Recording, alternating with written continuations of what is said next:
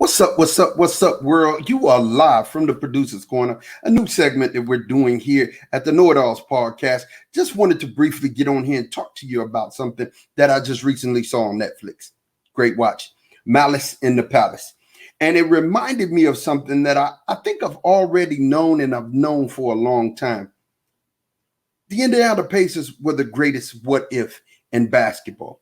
But before I get to that, man, I'm just gonna go back on the film a little bit, man. 2004, it was set. The Indiana Pacers were playing the Detroit Pistons, and it was 3-2, 3-2 in the conference finals. Reggie said something that, Reggie Miller, one of the greatest guards to ever play basketball. He said, hey, man, it was an evenly matched team. Whoever made the most mental mistakes was going to win that game, and they were going to go on to win the NBA championship.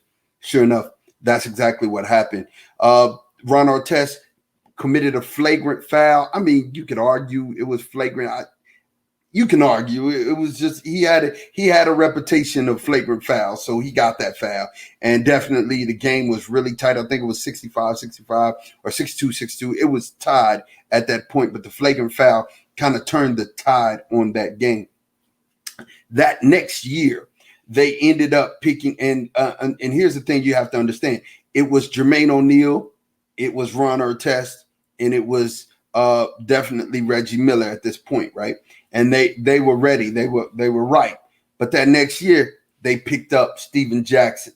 And that made them a team that could be reckoned with. I mean, they were definitely at that point, if you think back, that 2014 had one of the best records in the NBA at that point, right? So they were really, really good. And then they got better defensively, and they got better shooting wise, and they got younger, which was something that Reggie needed, One of the things that, really stood out, and I'm not going to review the movie because I really want you, or the doc, I want you to go and watch the documentary. It was really good. The player interviews, I think, are worth the watch by themselves.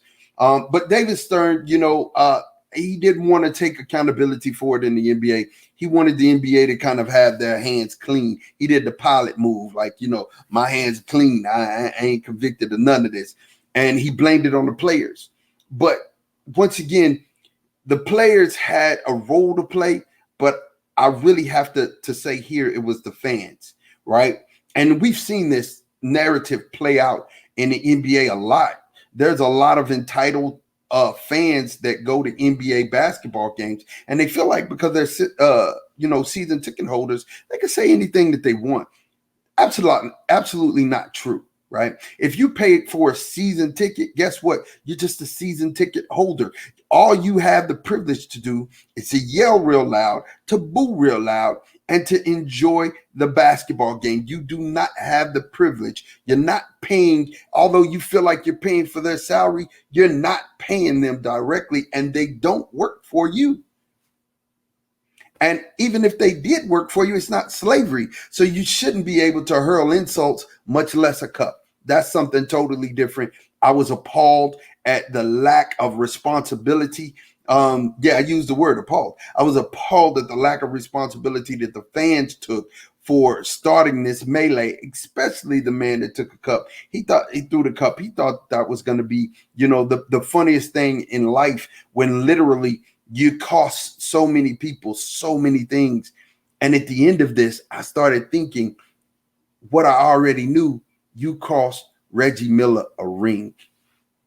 One of the greatest to ever play this game of basketball in the NBA. Sir, you cost them a ring.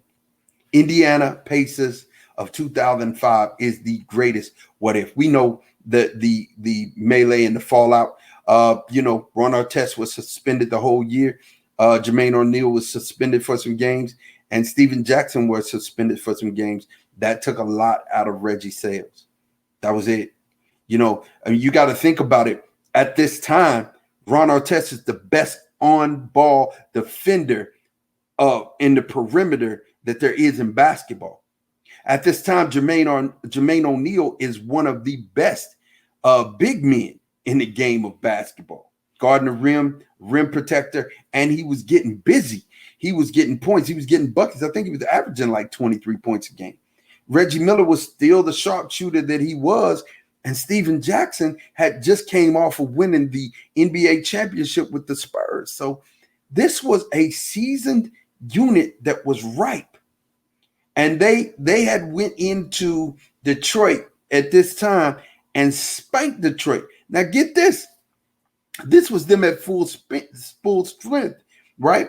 And them at full strength, they had spanked Detroit, and Detroit went on to be in the conference, well, the NBA finals that year against my beloved Spurs.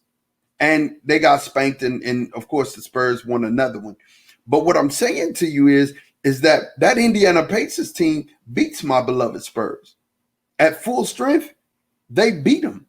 And this is a team that, I mean, when I think about, you know, what they could have accomplished and what was taken away from them that day by one person's insensitive act, man, it's just hard to believe that happened. And then the person not taking accountability for his actions and the things that were cost, the things that were taken away from basketball. We didn't get an opportunity to see Reggie win another one. Meta World Peace, Ron Artest, he won one with the Lakers in 2010. And of course, like I told you, Steven Jackson had already won one with the Spurs.